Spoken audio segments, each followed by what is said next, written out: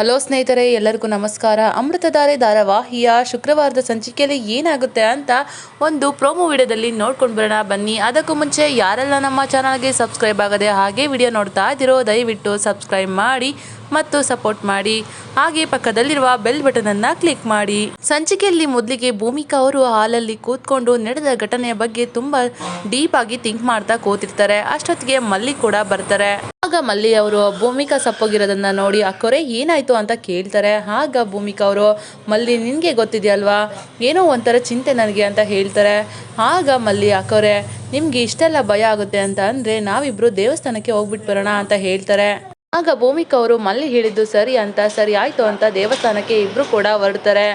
ಈ ಕಡೆ ಜಯದೇವ್ ಅವರು ದಿಯಾನ ಮದ್ವೆ ಆಗ್ಬೇಕು ಅಂತ ಯಾರಿಗೂ ಗೊತ್ತಾಗ್ದೇನೆ ದೇವಸ್ಥಾನದಲ್ಲಿ ಮದ್ವೆ ಅರೇಂಜ್ಮೆಂಟ್ ಅನ್ನ ಎಲ್ಲಾನು ಕೂಡ ರೆಡಿ ಮಾಡ್ಕೊಂಡಿರ್ತಾರೆ.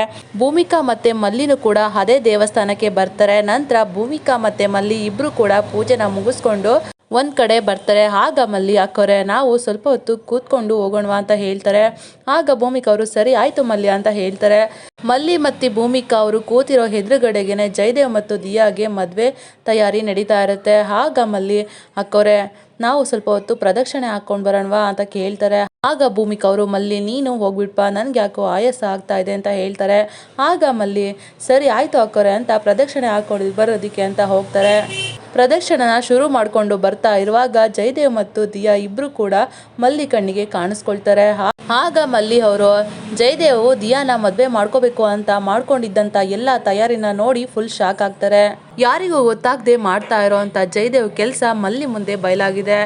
ಮುಂದೆ ಏನಾಗುತ್ತೆ ಅಂತ ಮುಂದಿನ ವಿಡಿಯೋದಲ್ಲಿ ನೋಡೋಣ. ನಮ್ಮ ವಿಡಿಯೋ ನಿಮಗೆ ಇಷ್ಟ ಆಗಿದ್ದಲ್ಲಿ ಒಂದು ಲೈಕ್ ಮಾಡಿ.